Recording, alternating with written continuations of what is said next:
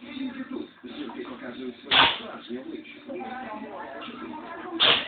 Тільки тут вони по-справжньому переживають.